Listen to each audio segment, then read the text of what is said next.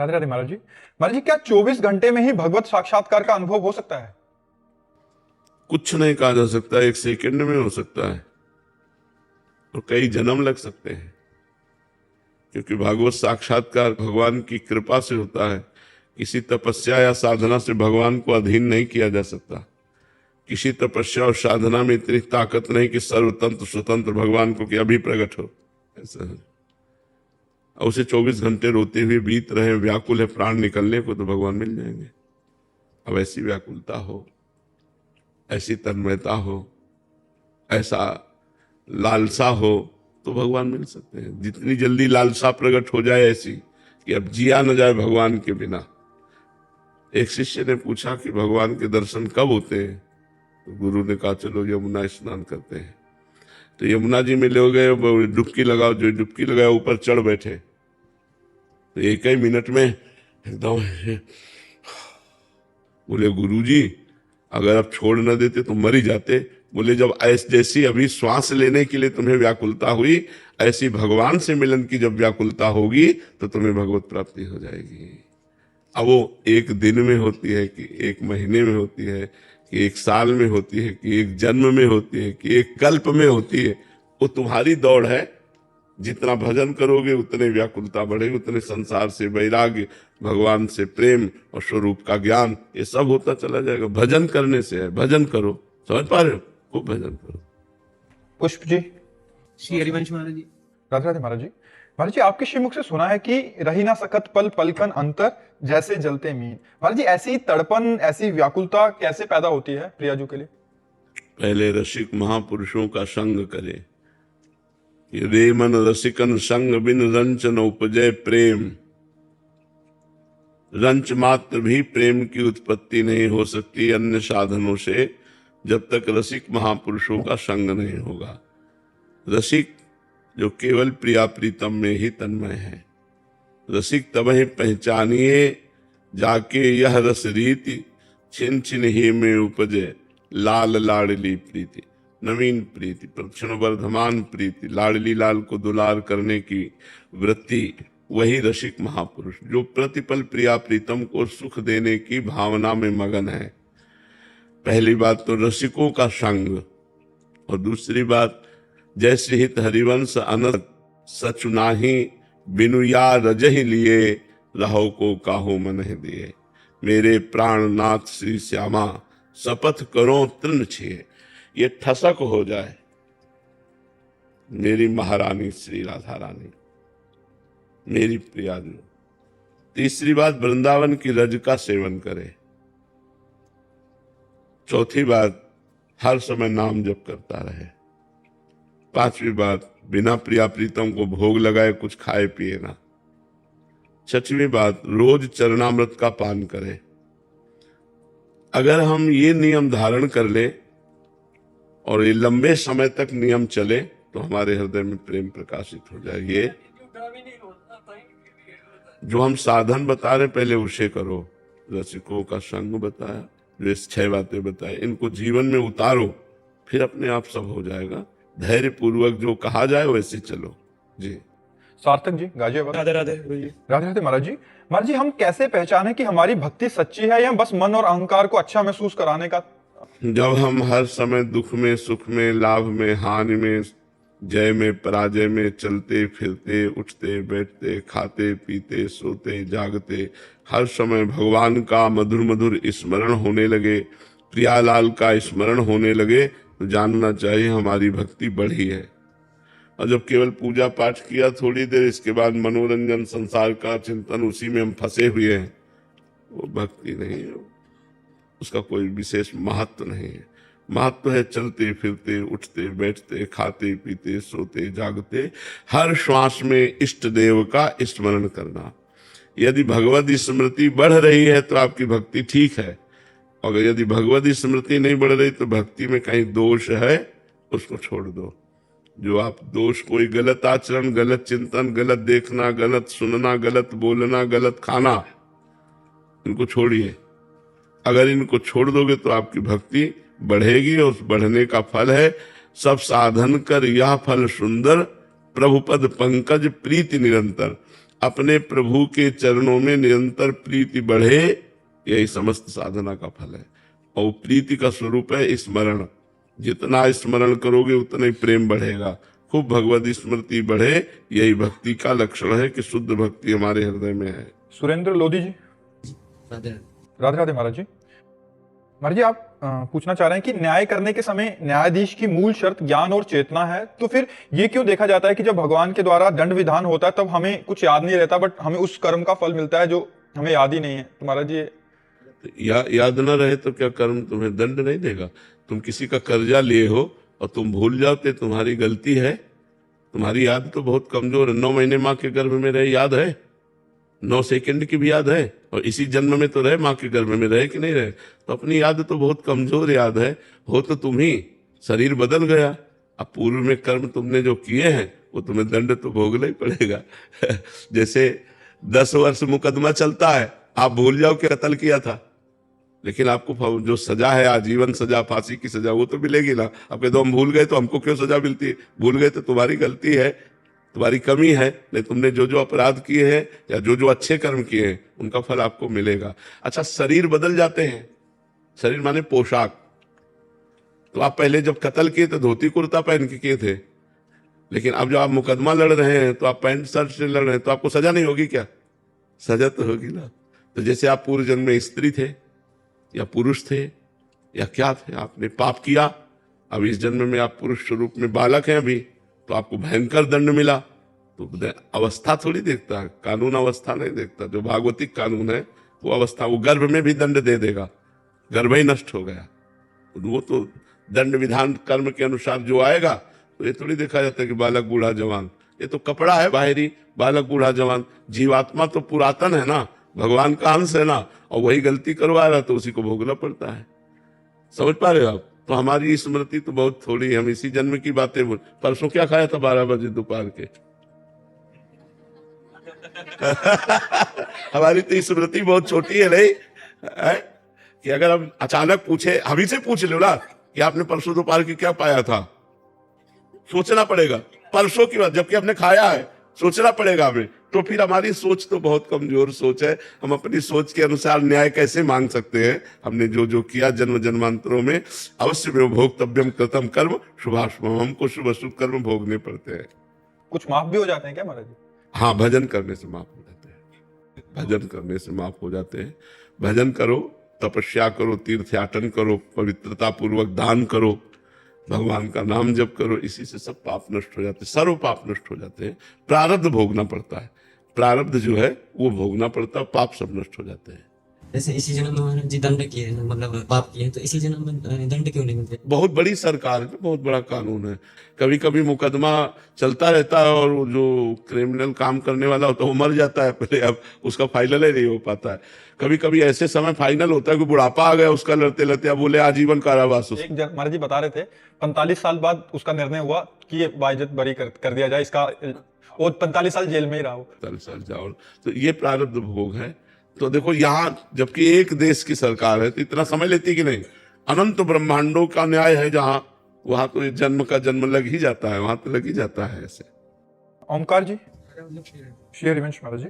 महाराज जी, जैसे आप कहते हैं कि भजन कभी व्यर्थ नहीं जाता, तो मान लेते हैं कि इस कलयुग में मैंने अच्छा भजन करने का प्रयास किया किंतु मेरी मृत्यु बिना भगवत प्राप्ति के हो गई, तो मेरा अगला जन्म किसी अन्य युग में हुआ तो मुझे उस युग के आधार पर? अन्य युग में नहीं, इसी अभी तो बहुत बड़ा युग है, इतनी देर थोड़ी तुम वैकुंठ या स्वर्ग में रखे जाओगे।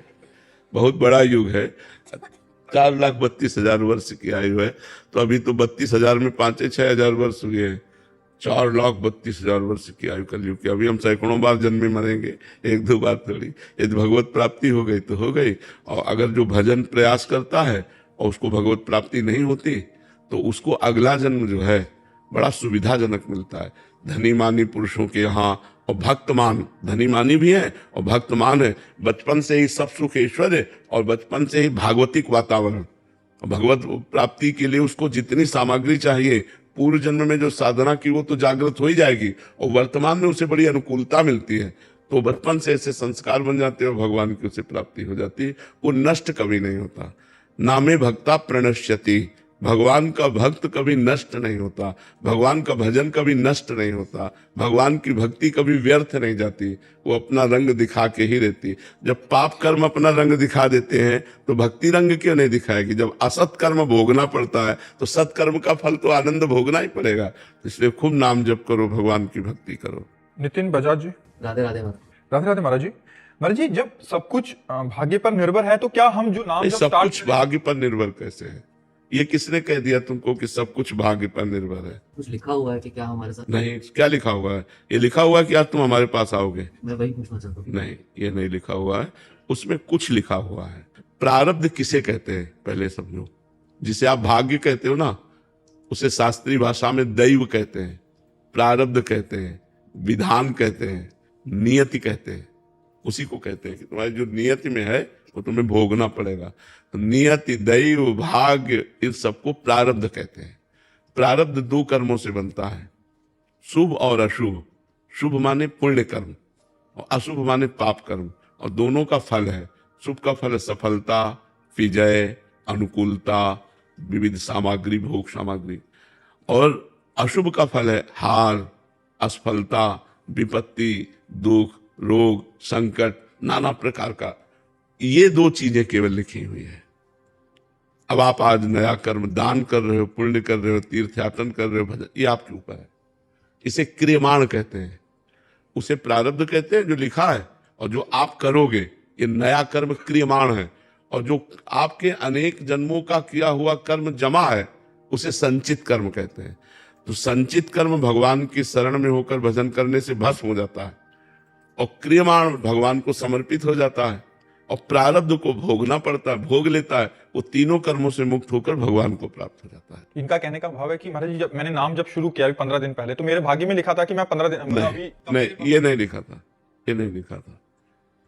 15 दिन पहले से आपने भजन शुरू किया, ये भगवान की कृपा और आपका प्रयास, ये आपका प्रयास है और भगवान की कृपा, दोनों सफल हुई तो भजन प्रारंभ हो गया, और उसी के प्रभाव से आप सत्संग में, वृंदावन धाम में, संत सभा में बैठे हैं। अब इसका प्रभाव आपको और आगे आध्यात्म में बढ़ाएगा। तो ये भाग्य में नहीं लिखा, ये नवीन कर्म है, ये आपका नवीन कर्म, नया कर्म है। भाग्य पुराना कर्म है जो फल देता है दुख और सुख। जैसे आप वृंदावन आ रहे हैं, कोई घटना घट गई, तो वृंदावन आना तो बहुत बड़ा धर्ममय कार्य था, लेकिन घटना गलत घट गई तो ये प्रारब्ध भोग था कि आप वृंदावन जा रहे थे, एक्सीडेंट हो गया, हाथ टूट गया और वृंदावन नहीं जा पाए। तो नया क्रियमाण तो आपका बहुत जोरदार था, लेकिन प्रारब्ध उससे जोर पड़ गया और आपको गिरा दिया। असफलता, पराजय, विपत्ति, रोग, दुख, संकट, ये सब आता है। तो नवीन कर्म बलवान हो जाए तो प्रारब्ध को रौंद दे। नवीन कर्म बलवान यही परोपकार, नाम जप, गंगा यमुना आदि पवित्र नदियों का अवगाहन, भगवान के धामों की यात्रा, ये सब महान कर्म है जो हमको सुख प्रदान करते हैं। समझ पाया? सरिता जी। राधे राधे महाराज जी, आपके चरणों में कोटि कोटि प्रणाम। महाराज जी, कामनाओं, इच्छाओं और लिप्साओं से कैसे मुक्ति प्राप्त करें? प्रयत्न करने पर भी नहीं जा रही। बिन संतोष न काम न साही, अछत काम सुख सपने होना ही। जब तक संतोष नहीं आता तब तक ये कामनाएं सुरक्षित रहती हैं। जब तक कामनाएं सुरक्षित रहती हैं तब तक स्वप्न में भी सुख और शांति नहीं मिल सकती। तो संतोष कैसे आवे? जब बहुत बड़े धनी श्री भगवान से हमारा संबंध जो है वो जब हम मान लेते हैं कि भगवान मेरे, तो मुझे संतोष हो जाता है। भगवान के संबंध से ही संतोष आएगा और भगवान के भजन से ही संबंध पुष्ट होगा। जो है वही स्वीकृत हो जाएगा। हमारा भगवान से संबंध जन्म जन्मांतरों से है, हम उनके अंश है। ये संसारिक संबंध तो अभी कुछ वर्षों का है, हम तो भगवान के हैं। तो जब भगवान से संबंध हो जाता है तो सारी कामनाएं या तो पूर्ण हो जाती हैं और या शांत हो जाती हैं। परम संतोष हृदय में हो जाता है। देखो, भगवान से जरा सा लगाव हुआ कि बड़े बड़े राजपाट वैभव छोड़ दिए लोगों ने। तो हम जो सुख चाहते हैं वो भगवान से संबंध रखने वाले छोड़ देते हैं।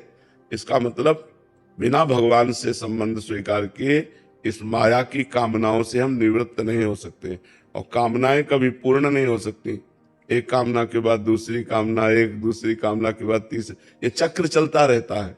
तो हम भगवान का नाम जप करें, भगवान की महिमा सुने, लीला कथा सुने, भगवान को अपना माने, इन्हीं के बल से हमारी कामनाएं शांत हो जाएंगी।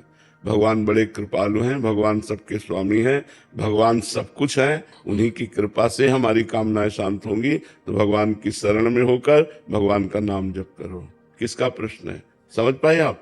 तभी सब कामनाएं और जितनी वासनाएं, लिप्साएं, ये सब शांत हो जाए। जब हम नाम जप करते हैं तो हमारी छुपी हुई मन की वासनाएं बाहर निकलती हैं और भस्म हो जाती हैं। जब नाम जप करते हैं इतना आनंद आता है कि और कोई कामना ही नहीं रह जाती। इसलिए हम भगवान की शरण में होकर नाम जप करें तो सारी कामनाएं, वासनाएं, लिप्साएं सब शांत हो जाएंगी। चिंता न करो, चिंतन करो, भगवान का चिंतन करो। नादिया जी कजाकिस्तान से। राधे राधे महाराज जी। महाराज जी, मेरा प्रश्न है कि कैसे आत्मा की आवाज सुने और खुद पर आत्मविश्वास करें? असल बात, आत्मा की आवाज किसी और की आवाज थोड़ी है। आप आत्मा की आवाज सुने तो आत्मा और हो गई, आप और हो गए, ऐसी बात नहीं है। वो आपकी ही आवाज है, आप ही आत्मस्वरूप है। तो जब तक देह भाव रहता है तब तक मन की आवाज सुनी जाती है,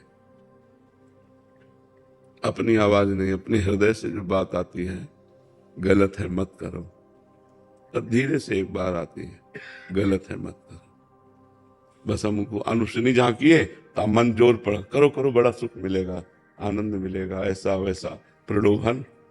तो हम मन की बात तब तक सुनते हैं जब तक देह भाव है, देह में अहंकार है, तब तक मन की बात सुनते हैं।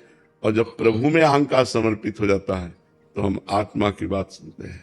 जो अंदर सदगुरु रूप से आत्मस्वरूप आवाज, उसी से तो महापुरुष बन जाते हैं। जो उसकी आज्ञा का पालन करते हैं वो महापुरुष बन जाते हैं, और जो मन की आज्ञा का पालन करते हैं वो जेल, नरक, दुनिया का सब प्रपंच मिलता है। जितनी जेल भरी है ये सब मनमानी करने से ही भरी है। कानून के विरुद्ध, धर्म के विरुद्ध जो मन की सलाह है उसी को हम मान लेते हैं। तो हम नाम जप करें, शास्त्रों का स्वाध्याय करें, संतों का संग करें और पवित्र आचरण करें तो हमारी बुद्धि पवित्र हो जाए। जब पवित्र बुद्धि हो जाएगी तो वो आत्मा की आवाज सुनेगी। अभी अपवित्र बुद्धि है तो केवल मन की बात सुनती है, आत्मा की आवाज सुनकर भी अनसुनी कर देती है।